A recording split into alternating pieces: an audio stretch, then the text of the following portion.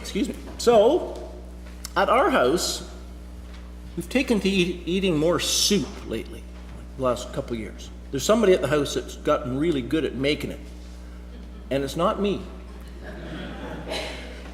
But, what do you have with the soup? I like the soup, really good soups, but almost as much. I really like, there's something that we always get with it, to go with it. Bread. There you go. Yeah. You've been paying attention today. So actually we had soup a couple of days ago, and my job was to go down to the store and pick up the cheese bread down at Foodland. Really nice, fresh loaf of cheese bread. So I got down to that store, and lo and behold, guess what? Out of cheese bread. How did you know? This is all those tourists. No. Bless their souls, Lord. Eating all the cheese bread. So I had to pick another one. And that's a little bit nerve-wracking, as you can imagine, right? And there's a lot of variety. Never fail with muesli bread. Say what? Music bread? Muesli. Yeah, well, to each her own, I say, Sue. So I picked wheat and rye with herbs, and it was lovely. But there were a whole lot of other ones there, like this one, artesian rye. I'm not sure what artesian has to do with it, although the Greek word for bread is artos, just a little something. Artesian rye with pumpkin seeds and cranberries. Yum? Yeah, okay, I didn't get that one. On average, so statistically, I couldn't find anything about Canadians because the Americans have taken they're pretty much, what's the word? They monopolize. Thank you. You guys are right on tap with me today. They monopolize the airways with their own statistics, and the Brits do a bit too. So I saw the Americans and the Brits, so I figured Canada's somewhere in the middle, which is I think what Canada does. Just says, yeah, we're like them. Saves a lot of money in research. On average, Americans eat just over a loaf of bread per person per week. Okay? So I don't know if that sounds like you, that on average, probably we're eating a loaf of bread per person per week. That's a lot of bread. You understand I'm saying on average. So you might not be an eater of bread. Some of you are we have celiac, we have gluten intolerant, you don't eat bread at all. So let's say there's 50% of us don't eat bread at all. That means that 50% of us are actually eating 2 loaves of bread per week. Just doing the math here. How do you like your bread? And we shouldn't do this at 12 o'clock. It's 12 o'clock sharp. You notice that? Oh. How do you like it? You like it I like it, toasted. I toasted some of that wheat and rye with herbs last night and just slathered it with butter. Oh my gosh, it was so good. So you could have toasted with butter, you could have toasted with honey, you could have toasted with peanut butter, or with jam, or all three, peanut butter, jelly, and honey. Mm-mm. Or bread with cheese melted on top. I don't know. So the sandwiches are huge. Like I didn't look at the statistics, but huge amounts of sandwiches are eaten through North America and the West every single day. Because even if you go for fast food, generally that's what you get. Like if you get a hamburger or a hot dog or a bun, beef on a bun, that's a sandwich. So you got a lot of bread. The point is, bread is a staple part of our diet. And that has not changed in many hundreds of years in much of the world. In Jesus' day, for instance, it was true. Bread was a big part of their diet, almost like the foundation of every meal. And so you find in the Gospels, you find a lot of reference to this, to bread here and bread there. Jesus, even in his prayer, says, "Give us this day our daily bread," right? Two of his miracles were the multiplication of the loaves and the fishes, which was kind of the staple stuff. They brought, there's a little kid here who's got 5 loaves and 2 fish. So Jesus multiplies it, feeds 5,000 people. And then there's another one where there's a bunch of bread and fish, and he feeds 7,000 people. So there's that. There's a parable where Jesus talks about a guy that runs out of bread. He says, he comes to his neighbor and he says, I've got my friends have come to my house and I have nothing to lay before them. Can I have 3 loaves of bread? If your son asks you for a stone, for bread, will you give him a stone? So Jesus is throwing bread in all the time. The Lord's Supper, which we're remembering today, one of the main ingredients, of course, was bread. The way they would eat was each one would have a supply of breads, and then they had dishes around the table, and they would dip. They didn't use utensils very much. They just used the bread, and they would dip it in the dish, and they would. So there's a very, very famous, like in the Gospels, it talks about Jesus tells them, one of you will betray me, right? And the other disciples are saying, well, which one is it, Lord? And he says, the one with whom I dip the bread in the dish. Does that ring a bell? No. Anyway, it's there, believe me. So there's all kinds of references to bread in the Gospels, big part of their meal. Funny, because in Mexico, it's not so much wheat, it's corn. We were down there on this mission trip, and if you've been to Mexico, I mean, their staple foundational food is corn, and all those things like tortillas and fajitas, they're made of corn. We had the very great privilege of being taken to a lady. Do you remember her name, Jane? I forget her name, but she wasn't young. She was really poor. And that morning, I don't know what hour she got up at 5 or 6 o'clock, and she'd gone down to the market, bought a bag of corn, gone to the mill, and had them grind the corn for her. Then she'd pounded it into tortillas, and then we had all our kids, our teens there, and she served us dinner, like on her outside fire pit. She cooked these tortillas, and then she offered us that with vegetables and meat and all kinds of stuff. It was just amazingly good. And she had a little kind of we would call it a shack, her house. You could see holes through the walls. And but that's how generous she was. But that's their staple food was corn. The Hebrew word in the Old Testament for bread is lechem, and it also means, it's the same word, they use the same word for food. So they just use the same word, food and bread, which I think is common to some other languages too. I'm not sure about that, I didn't look it up. And I don't know much Hebrew, just saying. Like they never made me study it in school. Can you imagine? They gave us a choice, Greek or Hebrew, and I went Greek all the way, because Hebrew is hard, and they write it backwards. Now I wish I'd taken it, but I didn't have enough sense, right? So the most Hebrew I ever learned was when I was a maintenance worker at Camp Northland for a summer. And Camp Northland is a Jewish-based camp, and every meal, I was one of the maintenance guys, which means we cleaned the toilets, basically, was our main job, and some other things.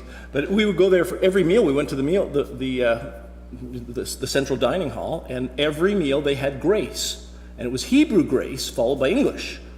And that's my extent of my Hebrew. Baruch atah Adonai Eloheinu melech haolam hamotzeh lechem min ha'aretz. Blessed art thou, O Lord our God, who bringeth forth bread from the earth. Let's eat. Or maybe amen, I'm not sure. It sounded the same. So, but lechem is in there, which means bringeth forth bread from the earth. Jesus says, with all that as your background, Jesus says, I am the bread of life. Whoever comes to me will never go hungry, and whoever believes in me will never be thirsty. Quite a claim.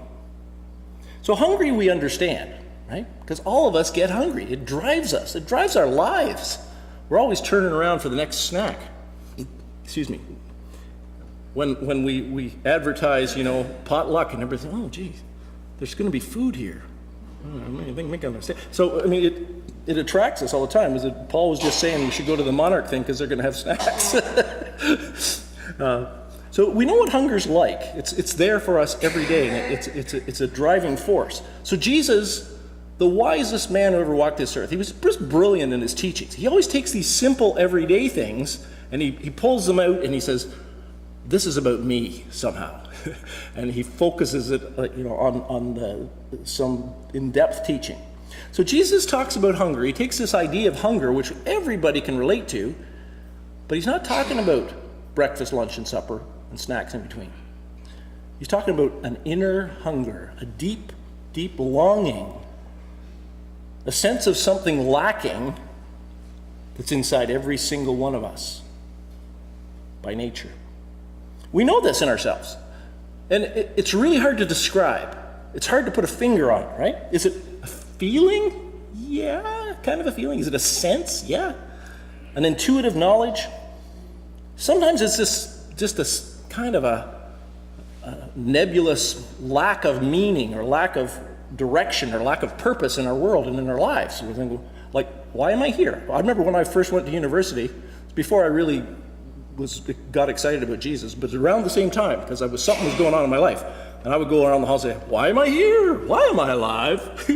I thought I was being cool and hippie-like. But, but I was actually kind of wondering, without actually wondering very hard. It's a kind of loneliness. It's almost a loneliness. It can be even emotional pain, even deep sadness because of this lack. It's a restlessness and a yearning. There's a searching that goes with it. We're always looking, searching, we're scanning, we're waiting. There's got to be something more. As the great bard Mick Jagger sings, I can't get no satisfaction. I can't get no satisfaction. So, but it's not for lack of trying, because the entire human race is busy attempting to attain this satisfaction. With many, many people in our world, they believe that they'll fill this hole with money, right? So they pursue money like it's nobody's business. They're just crazy to get more money. Partly with the thinking that if you get enough money, you can buy the stuff that you really need to fill that hole in your life. And so the world goes crazy like on a treadmill. Reminds me of the hamster on the wheel, to get the thing to fill their lives up. And they can never get enough. They never get enough. They just keep going. So for some it's money and stuff and belongings. Others it's travel. The idea that if we travel enough, there's nothing wrong with money. There's nothing wrong with work.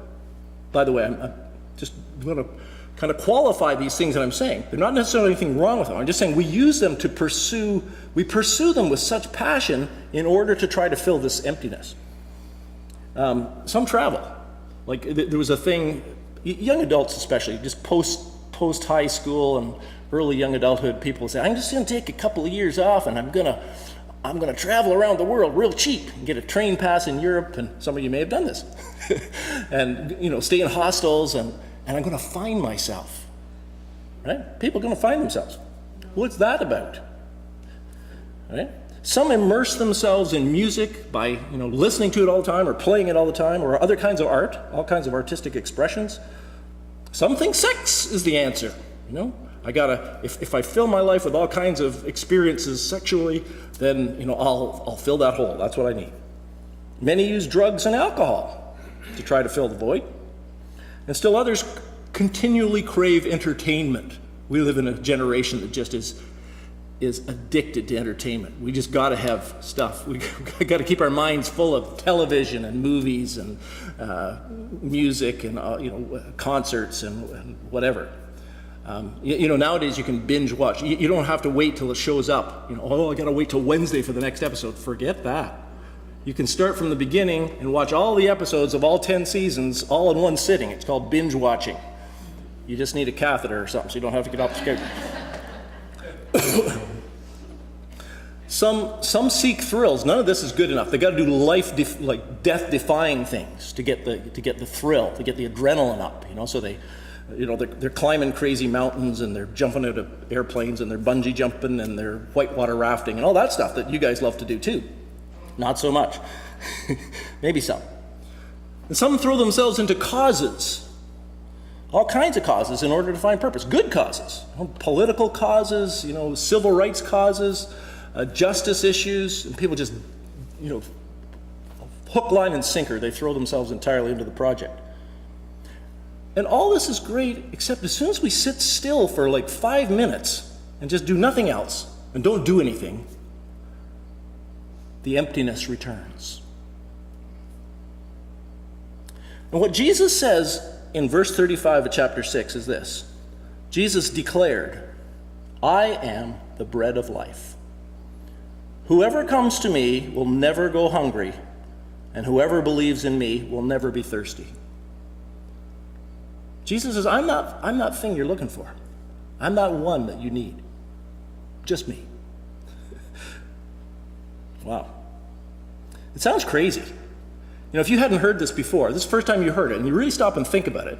Here comes a guy comes along, just a regular guy, looks like everybody else, And he says, okay, I'm the one. I'm what it's all about. Believe in me and come to me. And then you'll never be hungry, you'll never be thirsty. You'll have your deepest longings will be satisfied. It's all about me. If you've never heard that before, you got to say one of a couple of things. This guy's nuts, right? Or this guy's a big con artist, or he's telling the truth. So C.S. Lewis is famous for presenting this in his book Mere Christianity. He presents it, he calls it the trilemma. Either he was crazy, like a lunatic, should have been put away someplace in an institution because of saying such audacious, crazy things about himself, or he was a super good con man, like he knew how to deceive people, and or he is the Lord. And so he famously called it liar, lunatic, liar, or Lord, the 3 L's. And you can take your pick. So if he was crazy, the only problem is that people have analyzed, smart psychologists and psychiatrists and what have you, have analyzed the Gospels and how Jesus is presented in the Gospels, and this guy is like the most psychologically sound person we've ever seen. Okay. All his way of life was healthy, psychologically. And what about the con, the delusional, the super con man cult leader guy? Well, who like that, who's out for their own interests, gets themselves killed and loses all their friends? That doesn't wash. And that leaves one choice. He speaks the truth. He is the way. He is the Lord. So he just says this, I am the bread of life. Come to me. He says, whoever comes to me. So how do we come to Jesus? That's for everybody to find out for themselves. It's a matter of your heart. It's a matter of your will. Jesus, he says it often. He says, come to me, all you who labor and are heavy laden, and I will refresh you. Come to me. However you do it, do it. Come to Jesus, and you will never be hungry. And he says, trust in me, and you will never be thirsty. If we put our trust in him, he takes away our deepest longing and our deepest thirst. He satisfies us. How can this be? And why is it so that we need that? Well, Augustine, which is a famous church father from around 300 AD, one of the main thinkers behind both Catholicism and Protestantism, and probably Orthodoxy, because I think he actually wrote in Greek. He was a scholar from Africa back in 300 AD. He wrote this, I think it's in his book Confessions, and it's a very famous line. You have made us for yourself, O Lord, and our heart is restless until it finds its rest in you. You have made us for yourself, O Lord, and our heart is restless until it finds its rest in you. A famous French mathematician from the 17th century, his name was Blaise Pascal. If any of you ever studied much mathematics, Pascal is a famous mathematician, one of the founders of math as we know it. But he also was a very famous theologian and a Christian writer. And he wrote something that's maybe kind of clarifies it a bit more. He says this, there is a God-shaped vacuum in the heart of each person which cannot be satisfied by any created thing, but only by God the Creator, made known through Jesus Christ.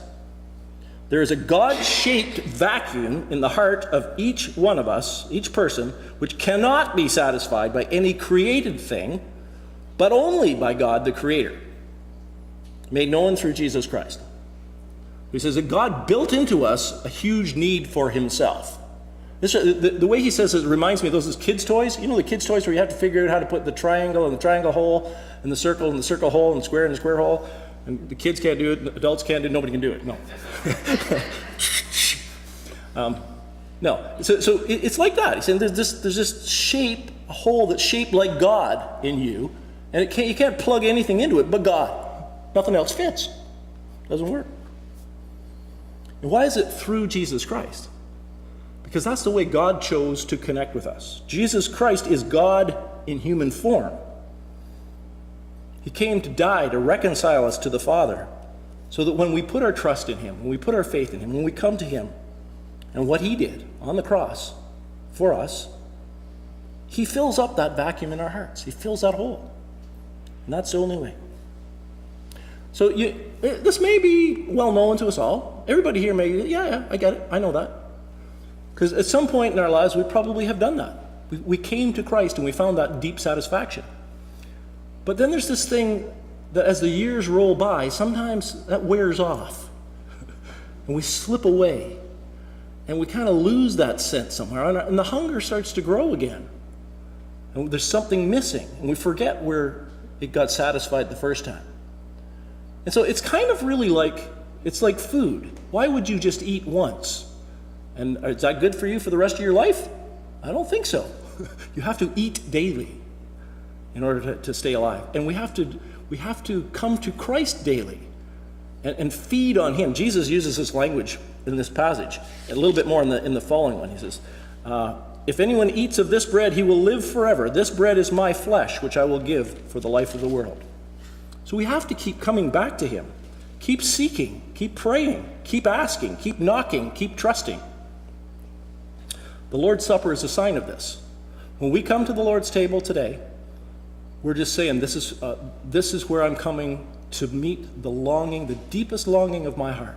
It can only be satisfied with the bread of life, and that is Jesus, and the wine of heaven, and that is Jesus. And that's what we're saying. And it's just a concrete, physical, public way of saying, this is what I need, this is what satisfies me, this is where I come for life. Are you hungry? Is something missing? You need to feast on the bread of life, which is only Jesus. Shall we pray?